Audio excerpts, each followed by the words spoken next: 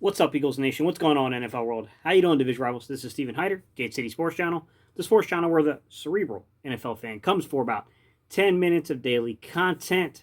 All right, guys, today's topic, I want to talk about Rondale Moore, wide receiver, Purdue.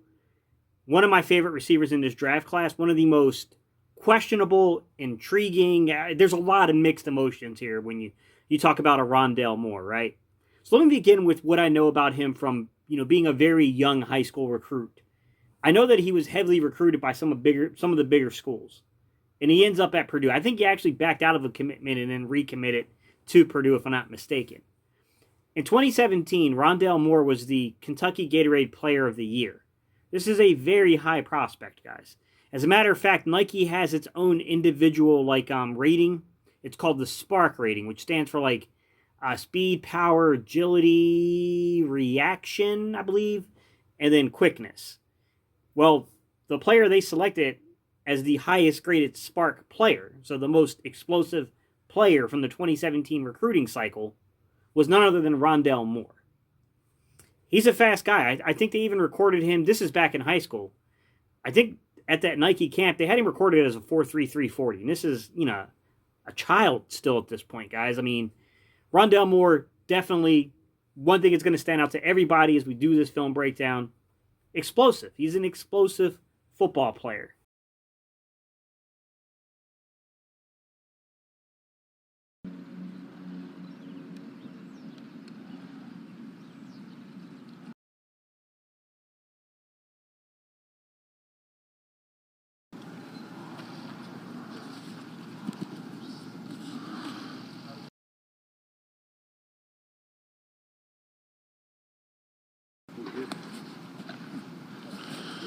Yeah. Finish.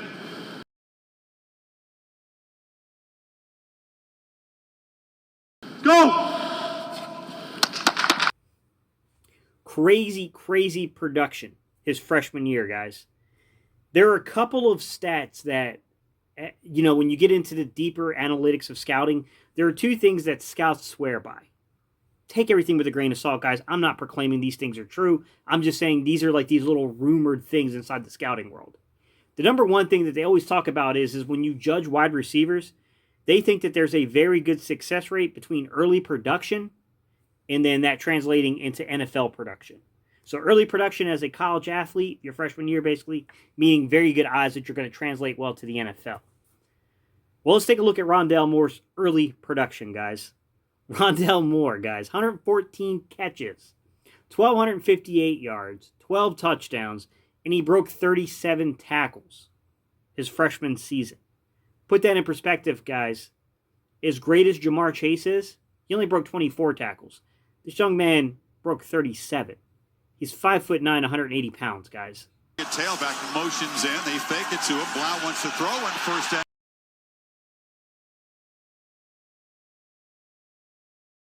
And it's the catch made by Rondale Moore, who escapes. Look out. He's got blazing speed. And he's an interesting guy. Like I said, you can see why he ranked so high on the Spark rating. The problem is the production has not held over the last 2 years due to little nagging injuries. I don't think anything he's suffered has necessarily been a major injury. I don't think he's had an ACL. I didn't see anything like that in terms of the flags. But he's had some nagging injuries that's limited him to 7 games over the next 2 seasons.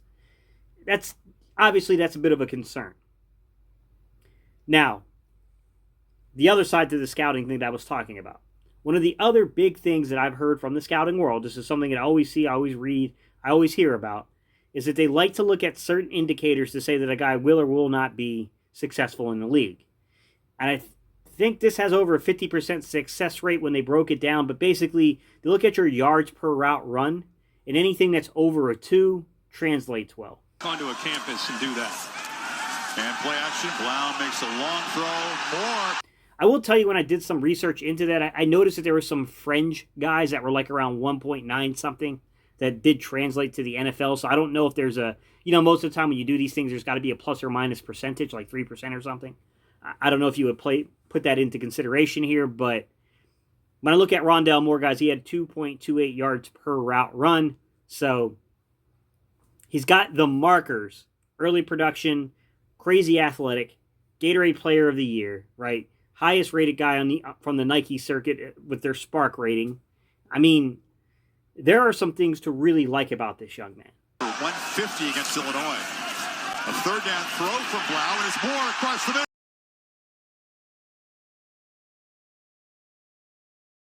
Beats his man again. Very tough to get to the ground. But even guys that I'm absolutely, I think are great prospects, I'm going to give you a balanced evaluation, guys. Let me talk to you a second about where the production has come. The issue when I really broke down the analytics behind Rondale Moore, it was where his receptions were occurring.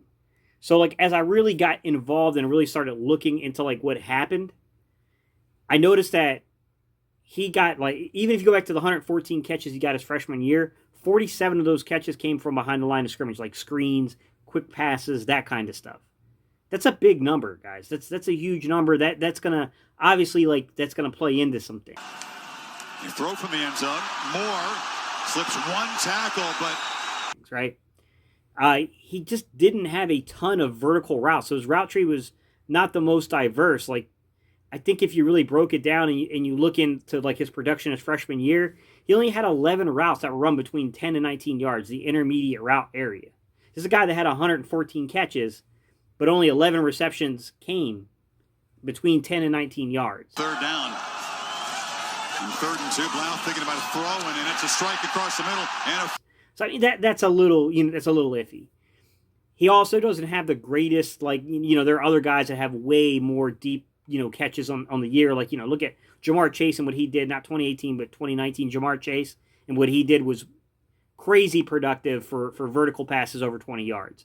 So the one thing I will tell you about Rondale Moore is, in consideration, and probably the most dynamic athlete in behind the line of scrimmage, and those screens, those dump passes, the quick passes. Jet sweep. Moore has got it. He's got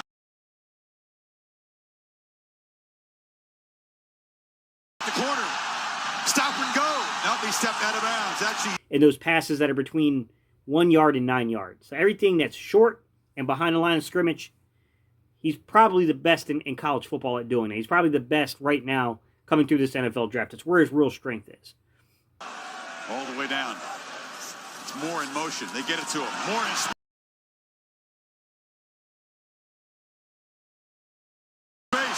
A burst of speed. A first down for Purdue. He's still going.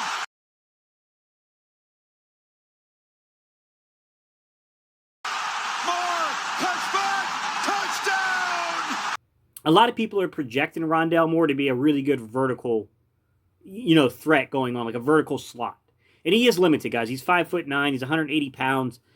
Could he play a little flanker? He could probably take a handful of snaps for you, but I don't know that he's going to take a ton of snaps outside, to be quite honest. If I'm being real and honest about it, that seems like something that could be questionable. But vertical slot is where they're projecting him. And the reason is that when you really break down the film on this guy and you look at just the elite ability he has to start and stop on routes. Under the 20-yard line, there's Moore going in motion. He has it. Moore.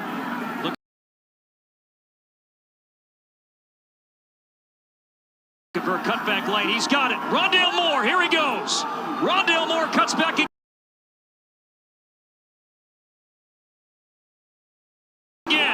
50. Spun down and around the difficulty it is to bring this guy down, and the few times that he's had a chance to make plays over the top, he's been really good at the deep track. He's been really good at tracking the football. So you'd like to see more production, but everything is there. 92 yards passing. And now he finds Moore and he's up over. Now I will tell you, to kind of close out my thoughts here, he had an 81.8 grade versus man coverage. That's a good grade. It's above an 80. That means he was beating guys one-on-one. He's very difficult to stick with. He's been the one weapon, 3 catches for 65 yards. They'll float it to Moore. Makes it nice. But this is my problem. In terms of the talent, I think there's only a handful of guys that are probably higher ceiling guys or just as high ceiling, right? Jalen Waddle is probably the best vertical slot of these guys and a guy that has more utility to play in a flanker role. Kadarius Toney, Elijah Moore, and then Rondale Moore. Those four to me, in particular, like the guys that could be explosively good. I think Jalen Darden is right on that line of where he might be. But he's a little similar to Rondale Moore, where he did feed a lot on the underneath stuff. It's a deep class for slot receivers, guys. I'm just going to run you down some of the names here. Jalen Waddle, Kadarius Toney, Elijah Moore, Shai Smith, Amari Rogers, Jalen Darden, Tylan Wallace, Tutu Atwell, Amon-Ra St. Brown, and then you got Rondale Moore. I think if he had played a little more than the 7 games of like, if he had come out after 2019, he's probably, you know what I mean, this is likely going to be a much sure thing in the first round. But what I do wonder is I'm trying to project, or I'm trying to think of where this young man's draft value would be. I do wonder if those 7 games over 2 years hurts him. Because you look at this draft and you're like, man, there's a ton of guys that can play the slot. Rondale Moore certainly is one of the more gifted ones. But does this guy now become like a back end of the second round, early third round guy? I don't know. I mean, this guy could be early second, late first for all I know. It just depends. You can never tell what draft rooms think about certain players, guys. We'll have to remember. I can project. PFF can project. The guy down the road can project. All it takes is one organization to fall in love. One organization, one scouting department, one front office, one coaching staff. That's all it takes. And if you get 2, then you got guys that go higher than they should. So I don't know. I mean, he's a very difficult guy to write down. I don't know. He breaks tackles. Elite speed, elite shift, elite hips as a route runner. Route tree needs to develop more. Obviously, he's running a lot of underneath stuff.